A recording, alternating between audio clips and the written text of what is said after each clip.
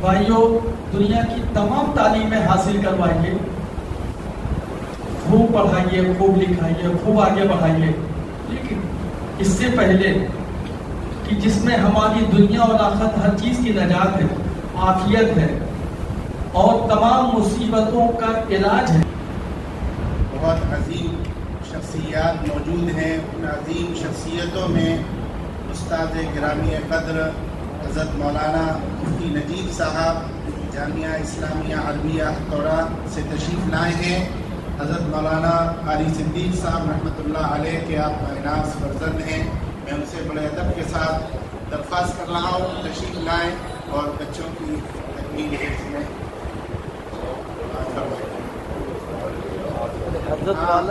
میرے بھی استاد ہیں حضرت مولانا مفتی فاروق صاحب کے بھی استاد۔ اس مجلس میں بے شمار علماء اکرام ہیں جو حضرت کے جامعہ سے فیض حاصل کیے ہوئے ہیں۔ یہ بابرکت مجلس حضرات علماء اکرام واقعین اور صاحب نسبت حضرات کا یہاں پہ جمع ہونا یہ بہت بڑی خوش قسمتی کی بات ہے، اور جس مجلس میں حضرت والا دامت برکاتہ مراد حضرت مدراسی صاحب دامت برکاتہ، حضرت مولانا مجید اللہ صاحب اور بہت سے علماء کرام اکابر موجود ہوں، وہاں ہم جیسی شخص کی لب کچھائی یہ گستاخی ہے، لیکن اس کے ساتھ ساتھ بڑوں کی بات کو مان کر اس پر عمل کرنا یہ بڑی عبادت ہے۔ یہ حکم ہوا مجھے بڑوں کا کہ تو یہاں بیٹھ کر کے اور قرآن پاک کے اختتام پر مکمل ہونے پر اور اس بچے کی تلاوت پر تو کچھ کہہ دے تو یہ میرے لیے بڑی سعادت کی بات ہے۔ شاید ہے انہی تمام کچھ چیزوں میں سے کوئی چیز کام آ جائے تو اپنا بھی بیڑا پار ہو جائے۔ حضرت والا سے گستاخی کی معافی چاہتے ہوئے ایک بات عرض کرنا چاہتا ہوں کہ بھائیوں، دنیا کی تمام تعلیمیں حاصل کروائیے، خوب پڑھائیے، خوب لکھائیے، خوب آگے بڑھائیے، لیکن اس سے پہلے کہ جس میں ہماری دنیا اور آخرت ہر چیز کی نجات ہے، عافیت ہے اور تمام مصیبتوں کا علاج ہے، وہ ہے قرآن پاک کی تلاوت۔ اور قرآن پاک کی تلاوت کو اگر ہم گھر کے اندر عام اور جاری رکھیں گے تو ساری مصیبتوں سے یہاں بھی نجات ملے گی، اور انشاءاللہ پورے گھر والوں کو مرنے کے بعد بھی جس کے لیے لوگ دنیا میں مرتے اور کھپتے ہیں انشاءاللہ وہاں بھی بیڑا پار ہوگا۔ اس لیے ہمیشہ اپنے بچوں کو قرآن کی تعلیم سب سے پہلے دینا چاہیے۔ ہر چیز کی تعلیم حاصل کرنے کا کوئی وقت، کوئی عمر متعین نہیں ہے، لیکن میرے بزرگوں اور بھائیوں آپ کو ایک بات عرض کروں کہ یہ قرآن کا علم حاصل کرنے کے لیے اور اس میں بچے کو یا کسی کو حفظ کرانے کے لیے ایک عمر کی شرط ہے۔ اگر وہ وقت نکل گیا، عمر زیادہ ہو گئی، سارے علوم حاصل کر سکتے ہیں، سارے فنون حاصل کر سکتے ہیں، مہارت پیدا کر سکتے ہیں، مگر قرآن کا علم ذرا دیر سے بھی حاصل ہوگا، وقت زیادہ لگے گا، یہ کچی عمر ہوتی ہے۔ اس میں طے کریں، سب لوگ طے کریں، اپنے فائدے کے لیے طے کریں، اپنی نجات کے لیے طے کریں کہ انشاءاللہ ہم سب اپنے گھر میں اپنے بچے کو پہلے حافظ قرآن بنائیں گے، اس کے بعد سارے علم اور حاصل کروائیں گے انشاءاللہ۔ ہم نے بڑوں سے سنا، جو پڑھا، جو سنا، جو عمل میں دیکھا، وہی یہی دیکھا کہ بڑے سے بڑا اکابر اگر کسی درجے کو پہنچا ہے تو صرف قرآن کی برکت سے اور قرآن کی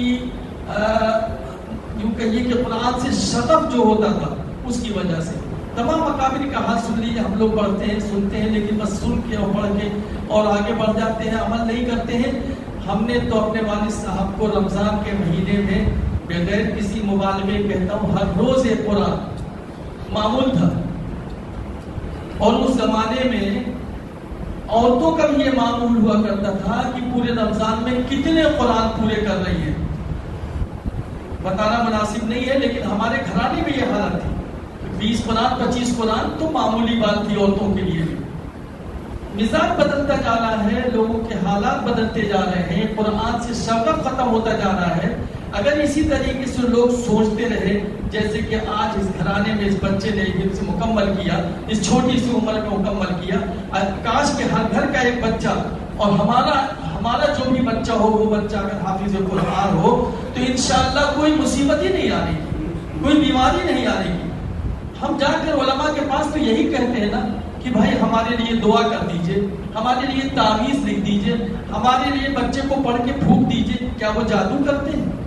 یہی قرآن پڑھ کے دم کرتے ہیں، یہی قرآن لکھ کے آپ کو دیتے ہیں اور اسی قرآن سے برکت حاصل کر کے اور اس کو کچھ پہنچاتے ہیں، نفع پہنچاتے ہیں. ہم اپنے گھر میں قرآن کو عام وہ کیوں نہ کریں؟ کیوں اپنے بچوں کو، اپنے گھر میں عورتوں کو، سب کو ایک معمول بنائے. کوئی وقت ہو، ضروری نہیں کہ صبح کا وقت، شام کا وقت، 24 گھنٹے میں جب کبھی وقت ہو ایک معمول بنانے کے قرآن کی تعلیم ہونا ہے. انشاءاللہ ہم سب عمل کریں گے. اللہ تعالیٰ ہم سب کو عمل کرنے کی توفیق عطا فرمائے. اب یہ بچہ ماشاءاللہ ابھی قرآن مکمل کرے گا اور چند صورتیں پڑھے گا حضرت والا کی موجودگی میں، اور ہم سب یہاں پر ان کی دعائیں اور ان کی دعاؤں میں ہم لوگ آمین کہہ کے اپنا حصہ حاصل کریں گے انشاءاللہ. أعوذ بالله من الشيطان الرجيم. بسم الله الرحمن الرحيم.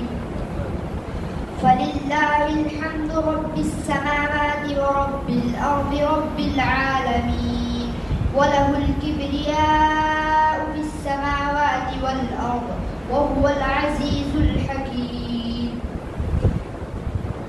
بسم الله الرحمن الرحيم.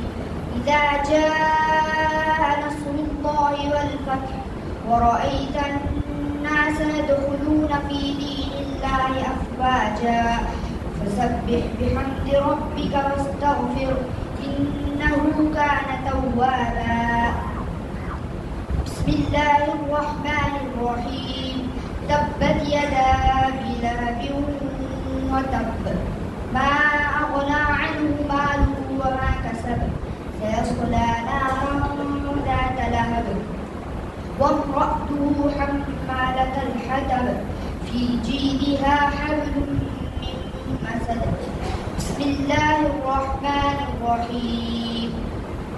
قل هو الله أحد الله الصمد لم يلد ولم يولد ولم يكن له كفوا أحد.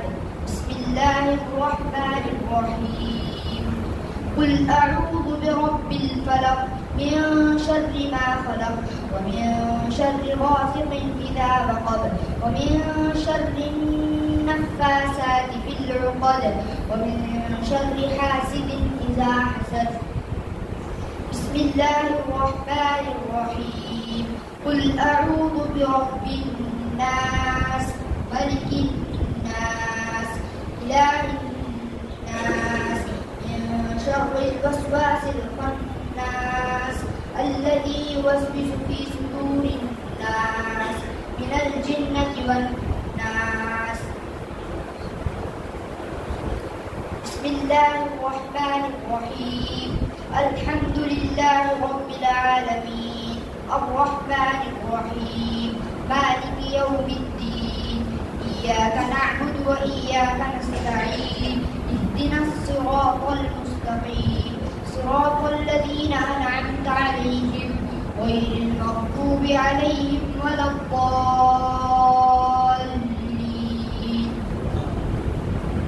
بسم الله الرحمن الرحيم. ألف لام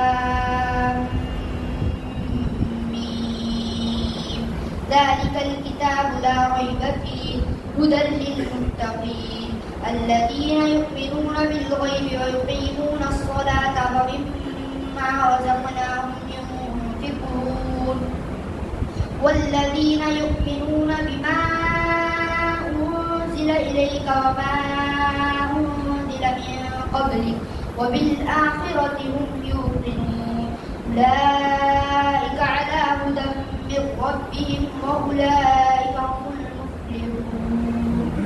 صدق الله العظيم.